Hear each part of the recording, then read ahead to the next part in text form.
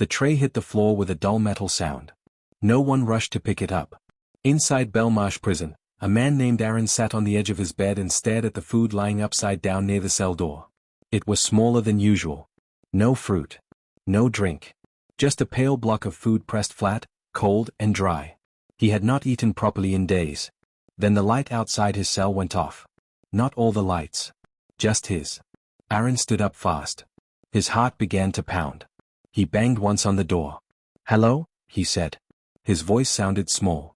No answer. From somewhere down the wing, he heard a door close. Heavy. Final. Aaron understood then. This was not a mistake. This was the secret system at work. Isolation. Restricted food. Silence. And no one was coming to explain. Belmarsh Prison sat behind tall fences and thick walls in southeast London.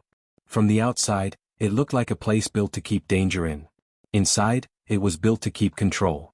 Men were sent here from London and other big cities when other prisons said they could not handle them. Some were high risk. Some were loud.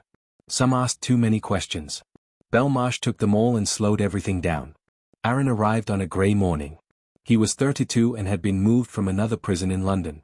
He had heard the name Belmarsh before. Everyone had. The stories followed it like a shadow. They said it was quiet. They said it was strict. They said once you were inside, time stopped making sense. The transport van stopped. The door opened. Cold air rushed in. Officers waited. No shouting. No rushing. Just watching. Inside, everything felt controlled. Cameras on every corner. Doors that locked behind you and then locked again. Corridors that felt like tunnels. The lights were always on, but never warm. Aaron's cell was clean and small. The door was solid metal with a narrow window. No bars. Just steel. The bed was thin. The toilet was metal. The light above never fully turned off. At first, life felt normal enough. Food came 3 times a day. Not great, but enough. Aaron spoke to men on his wing. Most were from London. A few from other major cities. They shared stories quietly. No one laughed too loud. Belmarsh listens, a man named Paul told him one night. Even when you think it doesn't. Aaron did not understand what he meant until later. The rules at Belmarsh were clear but endless. Stand here. Wait there. Move only when told. Ask questions only at the right time. Even then, answers were rare. One afternoon, Aaron complained about his food. Not loudly. Just a question. "This doesn't look right," he said to the officer. The officer looked at him for a long moment. "Eat it or don't," he said. That night, Aaron's dinner was smaller. The next day, smaller again. By the 3rd day, the food had changed. No choices. No extras. Just a plain block of food and water. "Restricted," Paul whispered through the wall. "They've marked you." Aaron felt hunger in a new way. His stomach burned. His head felt light. His thoughts slowed down. He tried to sleep, but the light stayed on and his body would not rest. He filed a complaint. He wrote that the food was not enough. That he was being punished without reason. Days passed. Nothing came back. Then came isolation. Officers arrived at his door early in the morning. "Pack up," one said. Aaron asked why. No answer. The walk to isolation felt longer than any walk before. The walls were thicker. The doors were heavier. The air felt colder. The isolation cell was smaller than his old one. No window he could reach. The light stayed on all the time. Meals came through a slot, but sometimes late. Sometimes not at all. Time stopped working. Aaron counted breaths. Counted cracks. Talked to himself just to hear a voice. His thoughts went in circles. London streets. His sister's face. The sound of rain. He began to feel like the walls were moving closer. From nearby cells, he heard voices at night. "Low. Careful. They do this on purpose," someone whispered. "It's discipline, but they don't write it down." Another voice answered, "They take food. They take time. Then they take your head." Aaron stayed in isolation longer than he expected.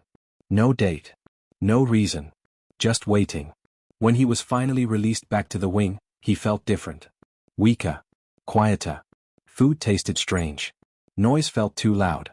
Other men looked at him differently now. Like he had crossed into something they feared.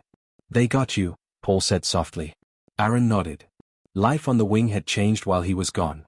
More cameras. Less movement. Fewer privileges. Phones taken away without warning. Yard time cut short. Men stopped arguing. Stopped joking. Even their footsteps sounded careful. Belmarsh was tightening its grip. One evening, a man from London refused to eat his restricted meal. He pushed the tray back through the slot. "I can't live on this," he said. Officers arrived quickly. Calm. Silent. They opened the door and took him away. The next day, his cell was empty. That night, Aaron heard crying through the walls. It stopped suddenly. Then, during the early hours, the lights outside his cell went out. Just his. And that was when Aaron realized the secret discipline system was not just punishment. It was a warning. And whatever was coming next was going to be worse. The light stayed off. Aaron stood in the middle of his cell, blinking, waiting for it to come back on. It did not. The rest of the wing still glowed with the soft white light Belmarsh never fully turned off. Only his cell was dark. He sat back down on the bed and pulled his knees close to his chest. His stomach hurt. Not sharp pain. A slow ache that would not leave. The food tray was still on the floor, upside down where it had fallen. Minutes passed. Or hours. Aaron could not tell. Then the slot opened. A guard's face appeared for a second, half lit by the hallway light. "You'll eat when told," the guard said quietly. The slot closed. No tray came in. Aaron lay back and stared at the ceiling he could barely see. His thoughts moved slow, like they were stuck in mud. He tried to remember the date. He could not. He tried to remember how many days he had been back from isolation. That slipped away too. This was how the secret discipline system worked. Not loud. Not fast. It took pieces from you one at a time. The next morning, the light came back on like nothing had happened. Breakfast arrived. A small block of food. Water. Aaron ate slowly. His hands shook. On the wing, men spoke in whispers. The quiet felt heavier than before. A man from London named Chris leaned toward Aaron when the guards passed. "They're running a test," Chris whispered. "Seeing who breaks." Aaron nodded. He felt like he already knew the answer. Days passed. Restricted food continued. Phone calls were stopped. Yard time was cut without warning. When Aaron asked why, no one answered. One afternoon, officers came to the wing and read out names. 3 men. All from London. One from another major city. They were told to pack up. "Where are they going?" someone asked. No answer. The doors closed behind them, and the wing felt emptier. Quieter. That night, Aaron heard shouting from the isolation wing. Not loud at first. Just one voice, asking the same question over and over. "How long?" No one replied. The voice grew weaker. Then it stopped. Aaron lay awake, heart beating fast, wondering if that was what waiting sounded like when it finally broke someone. The next day, an officer stopped at Aaron's cell longer than usual. "You've been writing complaints," the officer said. "Yes," Aaron answered. The officer nodded once. "That won't help you here." That afternoon, Aaron was taken out again. Isolation.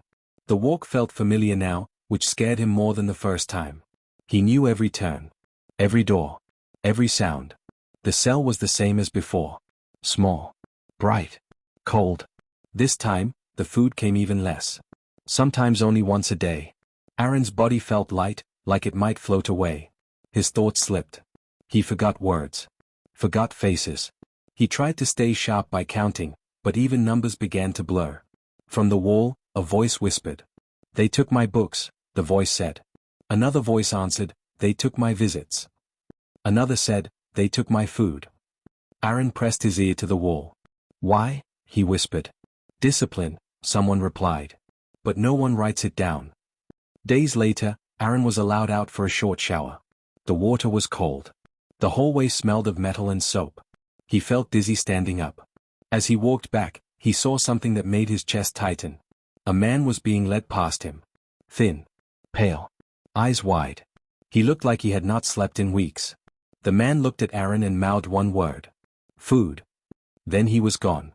That night, Aaron's meal did not come at all. He sat on the floor and tried not to panic. He drank water. He lay back down. His hands shook harder now. Then, somewhere in the building, an alarm sounded. Not loud like before. Short. Sharp. Footsteps ran. Doors slammed. Voices rose. Aaron stood, heart racing, as the noise came closer to his wing. He heard a crash. Then shouting. Real shouting. "Open the door." Another crash followed. Then silence fell again, heavy and sudden. The slot on Aaron's door opened. This time, no one spoke. And Aaron knew the secret discipline system had just crossed another line. The slot stayed open longer than usual. Aaron stepped closer, slow and careful. He expected food. Or a guard's face. Instead, a folded paper slid onto the floor. Then the slot shut. Aaron picked it up with shaking hands. It was a notice. No date. No signature. Just a few short lines. Loss of privileges. Continued restricted meals. Continued isolation as required. Aaron felt his chest tighten. This was it.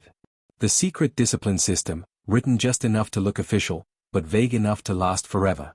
He sat back on the bed and tried to breathe. From the walls, voices whispered again. More of them now. They did it to me too. They took my calls. They took my food. They said nothing. Belmarsh Prison did not need to explain itself. Inside Belmarsh Prison, control worked best when it felt endless. Hours later, the lights flickered. Not off. Just a blink. Aaron's heart jumped. His body was tired, weak from hunger, but his mind stayed alert. He had learned that small changes meant something big was coming. Footsteps moved down the isolation wing. Slow. Even. More than one set. Keys rattled. A door opened nearby. A man shouted. Not angry. Afraid. I'll do what you want, the man said. Just don't.